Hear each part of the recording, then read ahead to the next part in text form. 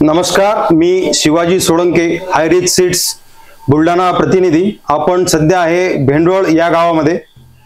इथं आपले रुची हायरिच सीड्सचे आमचे डीलर श्रीमाननीय प्रमोदभाऊ मोरखडे आणि यांचं जे फर्मचं नाव आहे ते अंबिका ॲग्रो सेंटर भेंडवळ हे आहे। त्याच्यानंतर आपल्याला हे थोडीफार रुची हायरिच सीड्सच्या बाबतीत थोडी माहिती देतील।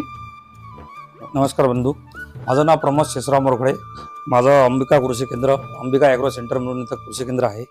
आणि रुची सीडबद्दल माहिती द्यायची म्हटली तर हे रुची 1001 वाण हे 3 वर्षापासून आपल्या मार्केटमध्ये आलेलं आहे, आमच्या मार्केटमध्ये। आणि तिसऱ्या वर्षी अगोदर काही लोकांनी 2-4 लोकांनी लावलं होतं आणि त्यांना यील्ड चांगलं आलं, त्याच्यामुळे बऱ्याच शेतकऱ्यांना ते माहिती नव्हतं। पण येणाऱ्या मागच्या वर्षात त्याच्या भरपूर शेतकरी जवळपास 30-40% लोकांनी लावल्या गेलं आणि त्याचं यील्ड हे 17-18 क्विंटलपर्यंत एकरी उत्पादन येऊन गेलं आहे 1001चं।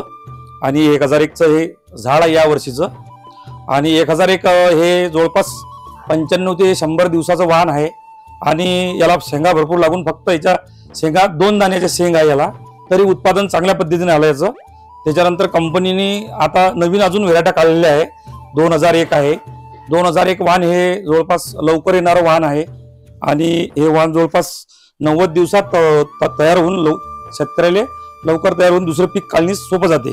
आणि हे 2001 मध्ये जवळपास 2 दाण्याची 3 दाण्याची शेंग अशी मिक्सचरमध्ये शेंग आहे। आणि त्याच्यानंतर कंपनी एक तिसरं वाहन काढलेलं आहे 5001। या 5001ची एक विशेषता आहे की 2000च्याच बरोबरीत वाहन येते आणि याला प्रत्येक दाण्याला 3 शेंग आहे आणि हे पण जवळपास 90 ते 95 दिवसात येणारं वाहन आहे। त्याच्यानंतर कंपनीने एक नवीन त्याच्यानंतर एक वाहन काढलं 7001।